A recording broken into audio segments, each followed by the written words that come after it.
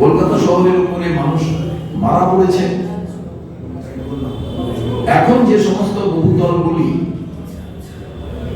এইভাবে বেঁকে গিয়েছে, যে কোনো মুহূর্তে ওই বাড়িটি ভেঙে যেতে পারে। কিন্তু দুর্ভাগ্যের বিষয়, আমাদের প্রত্যেক এলাকার কংগ্রেসের প্রতিনিধিরা গিয়ে সেখানে কথা বলেছে। প্রথম যখন এইরকম বাড়ি হেলে পড়ে, তখন প্রদীপ প্রসাদ, আশুতোষ চট্টোপাধ্যায়,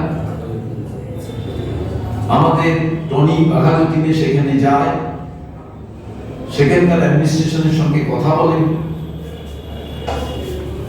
কিন্তু কেউ কোনো উত্তর আজ পর্যন্ত দিতে পারছে কি করে এই সমস্ত বাড়ি সিসি ইস্যু করা হলো। এই বাড়ি নির্মাণের ক্ষেত্রে কারা প্ল্যান অ্যাপ্রুভ করলেন? প্ল্যান অ্যাপ্রুভ করার পর এখানে সয়েল টেস্ট হয়েছিল কি? এখানে সয়েল টেস্টে দেখা যায় যদি এখানকার মাটি খারাপ আছে, তাহলে পাইলিং করার প্রয়োজন। যে স্পেসিফিকেশন অনুযায়ী বিল্ডিং করার প্রয়োজন, সেই নিয়ম যদি মানা হতো, এই রকম অবস্থা আজকে হতো না। কর্পোরেশনের যে ইঞ্জিনিয়ার আধিকারিকরা আছেন, বিশেষ করে বিল্ডিং ডিপার্টমেন্ট, তাদের ভূমিকা কি ছিল? মেয়র বলছেন বাড়ি হেলে পড়লে সেটা বিপজ্জনক নয়। তাহলে বাড়ি হেলে পড়লে যদি বিপজ্জনক না হয়, গতকাল বিশাল পুলিশ বাহিনী, সমস্ত কারিগর, তারা বাড়ি ভাঙার জন্য গেলেন কেন? আর কলকাতা হাইকোর্ট যে রায় দিয়েছে, সবাই আপনারা তা জানেন।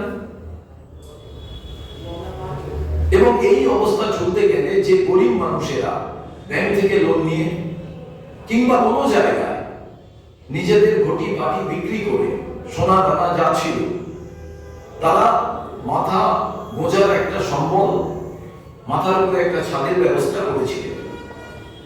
আর ওই মানুষেরা বেরিয়ে গেলে ওই ফ্ল্যাটগুলো থেকে তারা থাকবেন কোথায়? কেউ কেউ কোনো সময় কর্পোরেশনের তরফ থেকে শুনছি বাড়ি সারিয়ে দেওয়া হবে, ওদের আলাদা পুনর্বাসনের ব্যবস্থা করা হবে, কিন্তু লিখিত ব্ল্যাক এন্ড হোয়াইট এইরকম কোন সনদ কলকাতা কর্পোরেশনের পক্ষ থেকে নোটিশ সহ আমরা দেখতে পাইনি। তো কলকাতা শহর যদি একটা দেখা যায় যে মৃত্যু ফাঁদে পরিণত হয়েছে, বেআইনি বাড়ি যারা করালে তাদের অ্যারেস্ট করা প্রয়োজন, এবং যে আধিকারিকরা যুক্ত তাদের প্রভিডেন্ট ফান্ড থেকে শুরু করে পেনশন এবং তাদের সমস্ত কিছু সিজ করা প্রয়োজন।